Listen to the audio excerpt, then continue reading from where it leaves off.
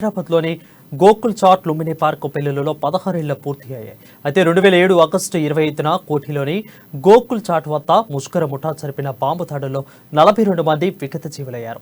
ఎంతో మంది తీవ్ర గాయాలయ్యారు. వారిలో కొంతమంది అంగవైకల్యం బారిన పడి నేటికి జీవన్మరణ సమస్యలు ఎదుర్కొంటున్నారు. ఈ నేపథ్యంలో మృతుల కుటుంబాలకు నివాళులు అర్పించేందుకు ప్రతి సంవత్సరం ఆగస్టు 25న గోకుల్ చాట్ను యాజమాన్యం మూసివేస్తున్నారు. అందులో భాగంగా కోఠిలోని గోకుల్ చాట్ వద్ద పేలుళ్ల బాధితులు వారి కుటుంబ సభ్యులు కొవ్వొత్తులు వెలిగించి సంతాపం తెలిపారు.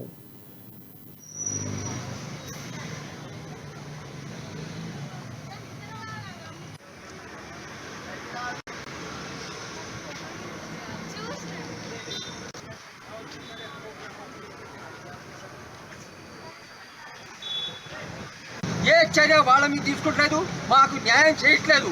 ఇప్పుడు ప్రస్తుతం ఈ గవర్నమెంట్ వచ్చినాక పోలీసులు చెల్లెని మాట్లాడు గల్లీ గల్లీ మాకే భయాలు లేకుండా చేస్తారు.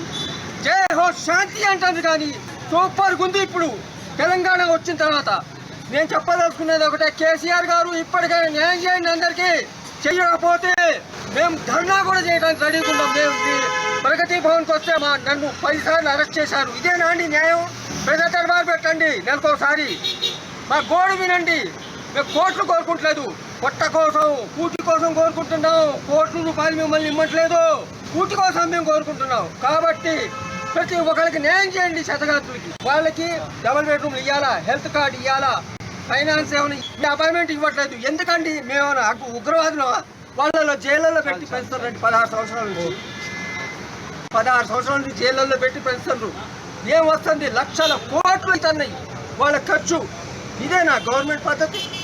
వాళ్ళని విడిచిపెట్టండి. ఎక్కడైనా బాంబులు పెట్టుకుంటారు లేదా వాళ్ళకి ఏదైనా చేయండి. ఇక్కడ స్తూపం వెంటనే నిర్మించాలా. వచ్చే నెలలో కల్లా ఇక్కడ దిల్సుఖ్నగర్లో స్తూపం నిర్మించాలా. చనిపోయిన వాళ్ళ ఆత్మశాంతి కోసం. ఇన్ని ఏ చర్య వాళ్ళ మీద తీసుకుంటలేదు, మాకు న్యాయం చేయట్లేదు.